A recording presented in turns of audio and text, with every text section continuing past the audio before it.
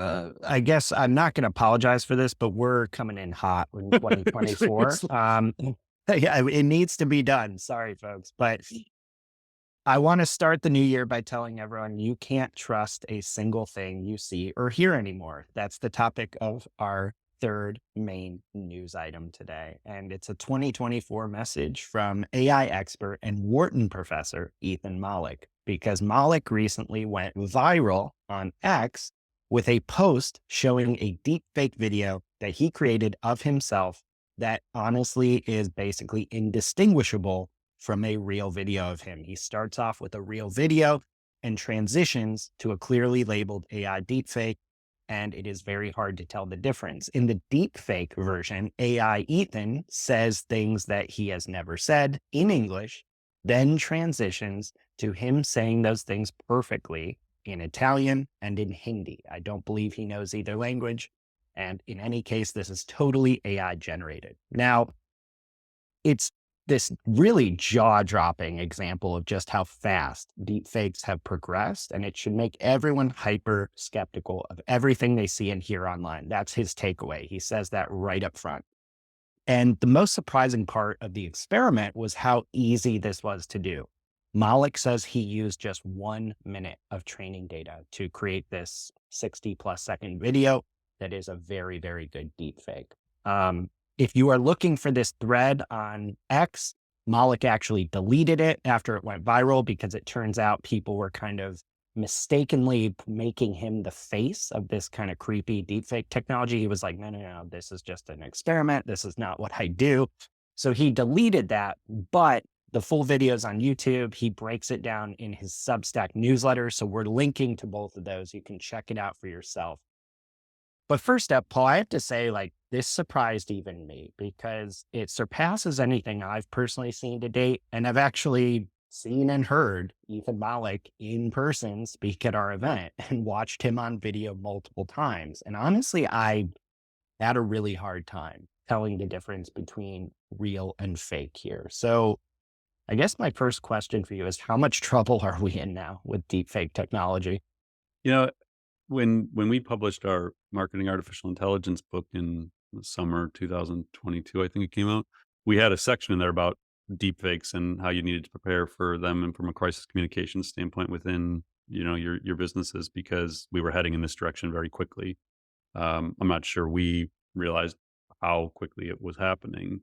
But I mean, the technology advanced very, very fast last year. And I think it's a major problem. Like, I, I don't, I think the problem is, like, on the surface, there's all these fascinating use cases and people are like, oh, cool. I'm going to go deepfake myself and I'm going to create a video too, like Ethan did, and show myself doing these things and prove it works. And, um, to me, it's such a slippery, unknown slope of what are we creating? Like, if you're developing these videos of yourself, giving that training data to HeyGen. Who's HeyGen? Who's the CEO of HeyGen? Are they an EAC? Like, what?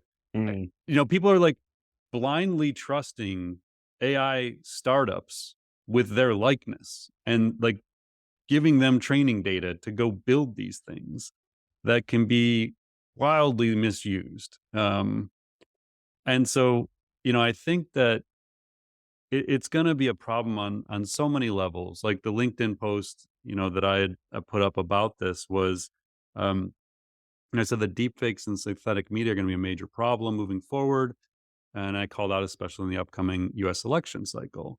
Um, so while there's these fascinating business use cases, when you opt in and choose to create your own content, it's going to be just as easy for other people to create deepfakes of you and other people. Um, so as you started out, like, you can't trust anything. Like, I even found myself in the last 48 hours watching videos on like X and be like, is this real? Like, I don't mm. know, is this actually this person? Like, I don't even know if I can trust this anymore. Um, so you can't trust anything you see online unless it's coming from a verified source. So, you know, I hate to even give this example, but like us, like, I mean, how Mm, hard would it be to deepfake me talking in my basement? I'm guessing not very hard. I haven't right. tried, but I'm guessing it's not that difficult.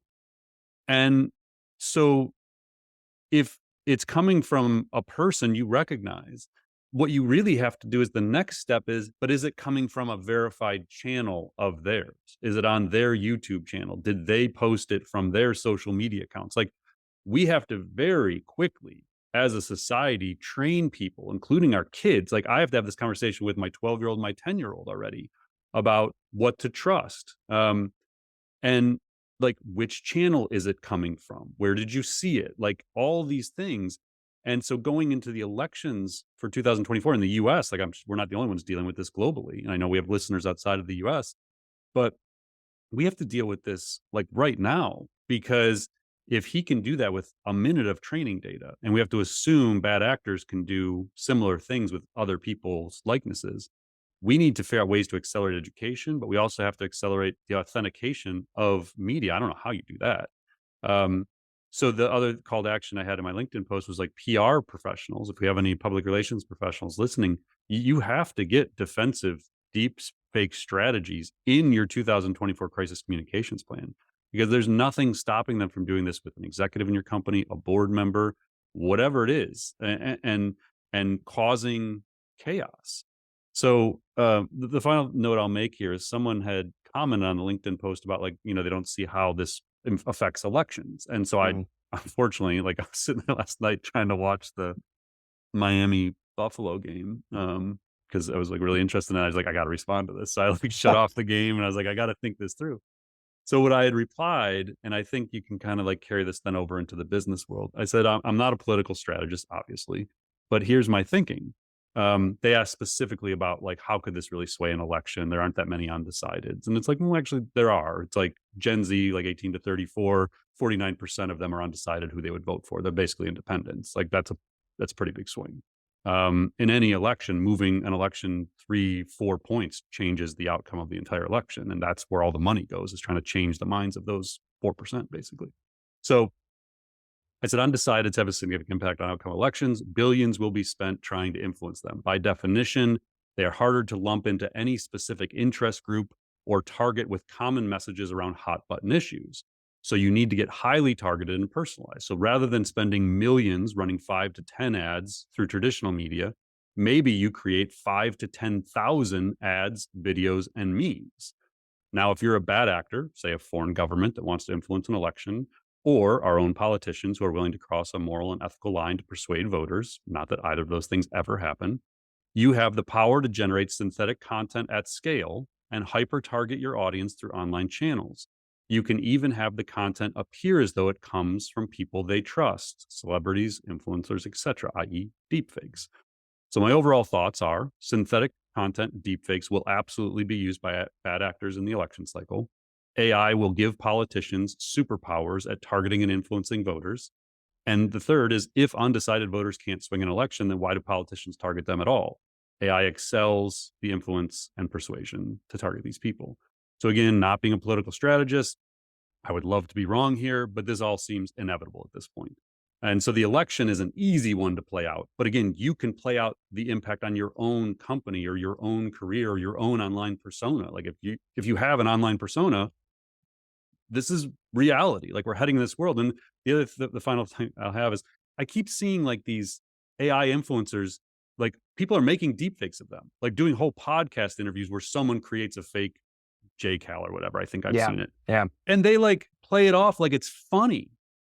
I'm like, they're stealing your persona. Like, how is this funny? How is this an example of technology done right? Why are you amplifying people stealing your persona? Like, I'm sending a cease and desist letter. Like, I really don't understand that mindset at all. Mm. Um, yeah. Like you said, this is like, it's a heavy topics, but like, we got to talk about this stuff. Yeah. It's real. Yeah. Yeah. And with just how quickly it's accelerated, we have to talk about it now. We can't wait until, everyone's taking a breath to start the new year. I mean, this is coming at us fast.